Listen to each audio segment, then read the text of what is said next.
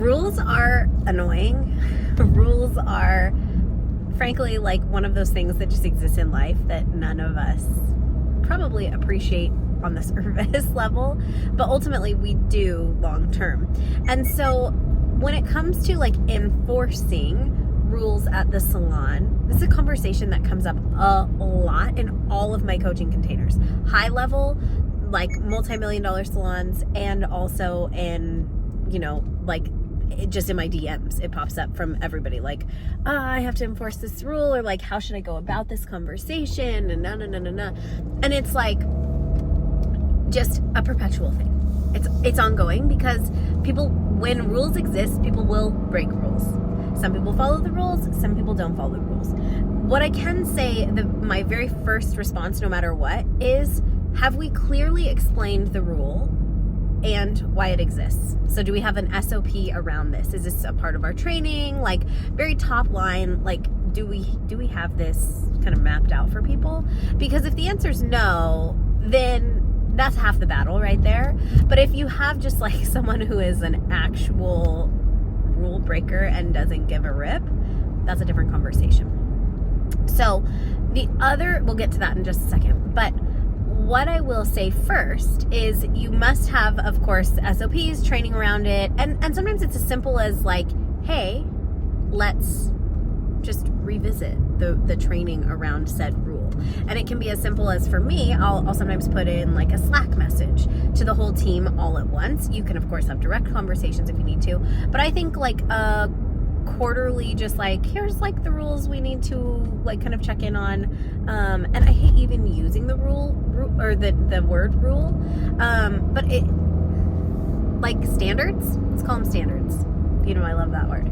So like, whatever you want to call it, but you should have a quarterly just check in on housekeeping for your business, because if you don't, things can get super out of whack. Okay, so there's that.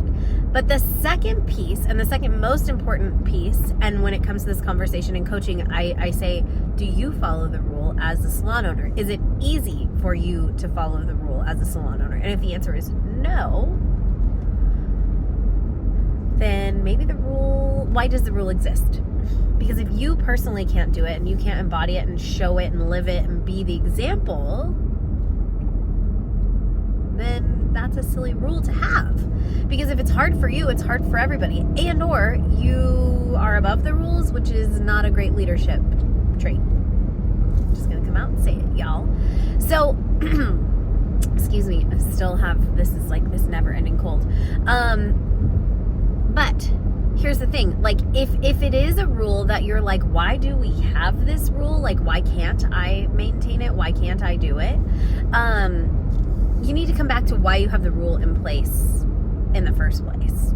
And so, for example, we have a couple of like rules. We have lots of guiding principles, shall we say, and standards at my salon, but ultimately they're just boundaries. They're just freaking rules. And one of them being that we don't eat at the community table. Our clients can do whatever they want at the community table, but we have a break room, right? And that rule is rarely like tiptoed on. Like, people follow that rule, but every once in a while we just want to sit and hang out with our client, and they're going to eat their lunch, or you want to eat your lunch and talk to them or whatever. And for the most part, everybody wants a break from their clients. So you park them at the community table and you run, right? But sometimes, like, I'll see somebody that maybe they don't have like a hot lunch, but they have like a granola bar or something. And if that's the case, I just say like, oh, everybody's going to go. That's okay. 4-way stops are hard. Anyways, I will say, like, hey, in Slack, like, just full reminder for everybody, no eating at the community table. I know it's annoying. It's so cozy to sit at the table with our clients.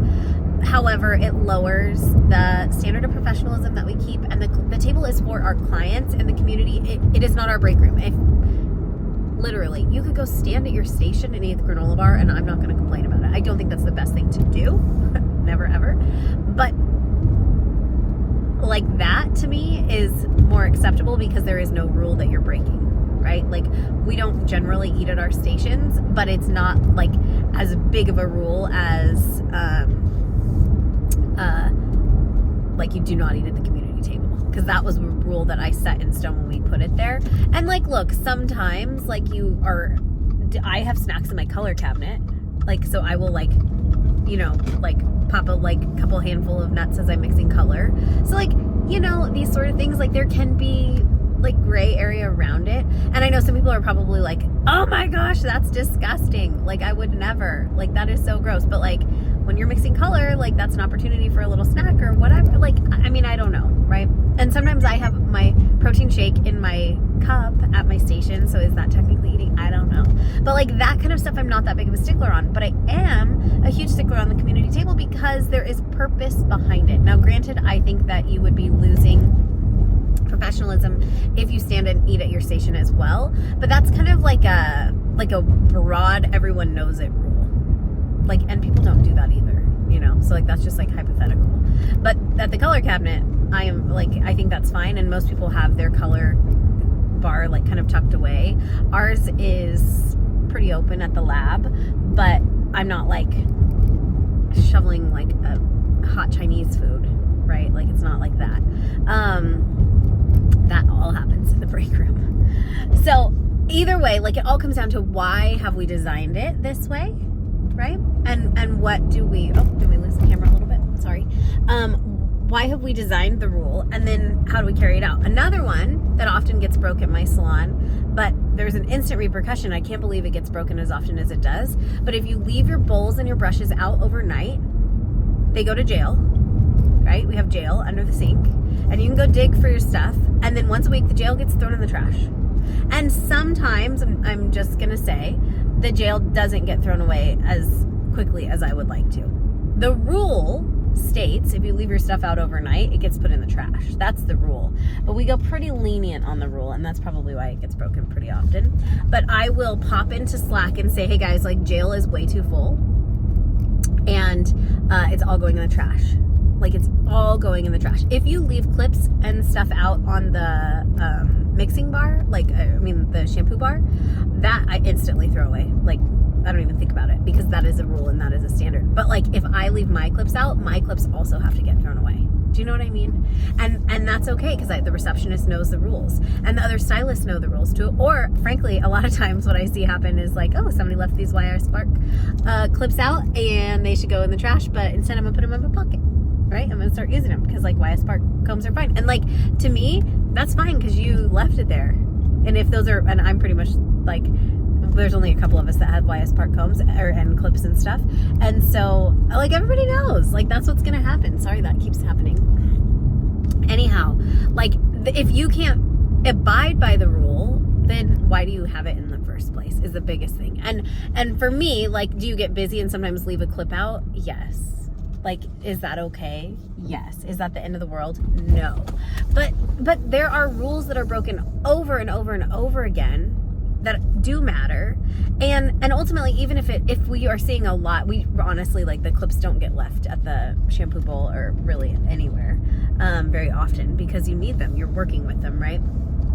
But what I do see, and occasionally we'll just pop in Slack or our team communication channel, is like, hey, just a reminder, like, we don't leave stuff out because it's messy, it's disrespectful, it violates our core value of respect in the salon. Like, that. It's just so simple, and people are like, oh yeah, like, we don't want to be slobs because it looks bad on the whole salon. And how are you going to charge a bunch of money for a service if you're giving it in like a dirty, grubby, like, nobody cares about their stuff environment? Like, that's the whole point, right? So you come full circle with the explanation of why. So yes, those are two kind of like very top level, not a big deal rules that do get broken occasionally, or could be broken, but like, we just correct it instantly because we have to. And so here, what about the person that's a rule follower that just is like, DGAF, I don't follow rules? That requires a conversation. And you explain, and probably if there is a person like that, you probably didn't do a very good job onboarding them and explaining the rules in the beginning, because they would have self-opted out of working in your environment had they known excuse me, that they were going to be like have all these rules. You know what I mean? Like, people know if they can handle that or not. Like, it goes back to like one of my best interview questions. Like, this is how we operate here. Is this something that feels in alignment with how you like to operate? You know, these sort of things. And so, so if there is a person that's just really like, F you and I'm not following the rules, you need to get back into a conversation of, can we move forward? And this is what we're doing. And I'm sorry that if perhaps this wasn't clearly explained in the beginning, or it's been a really long time and maybe you've just forgot, or I've forgotten, or right, whatever that is. And so that's the conversation that needs to happen. And then you have to take action. You have to say, like, yeah, like, sorry, Lexi, like, we can only have this conversation one more time. Like, this is really important to the salon. And I am wondering if you don't understand the value of having this in place and how your actions are negatively impacting the rest of the salon. And those are really simple questions that sometimes are hard to say, like, because we just want to like throw up a little bit. But it's not actually hard when you start to think about that this is the difference between your business succeeding or failing. And if you let all those little things go because you're a people-pleasing salon owner, it's gonna be tough. It's gonna be really tough. And that is not the way that you're gonna get to longevity. That's not the way that you're going to be able to have a salon that is crazy successful 18 years later. Like, you have to kind of like buckle up a little bit and be willing to have some conversations or just ask questions. Because frankly, like, you ask the question, they answer if they can do it or not. That's on them, not on you. You're like, hey, are we in agreement? Do you understand why this is important? If they say no or they don't care, like, pretty clear, right? So that's my spiel on rules and a little insider reality of what goes on at my salon. And it's just that you have to hold the rule, and you have to be able to follow the rule, and you have to know why the rule exists in the first place. Because if you have those things in place, it's simple to enforce and uphold. So for me, my bowls, I literally wash them and put them away instantly. Literally, my team can ask the receptionist to wash their bowls. Or the receptionist just does automatically. If they're in the sink, they get washed. And if they have their name on them, they'll dry them and put them away. But like, it's just not that hard. So it's a rule that everyone can do. Like, I, for the longest time, was the busiest stylist in my salon. I'm not anymore because I barely work behind the chair, but anymore. But I was the busiest for sure for a long time. And I always put my bowls away. It's just not that hard.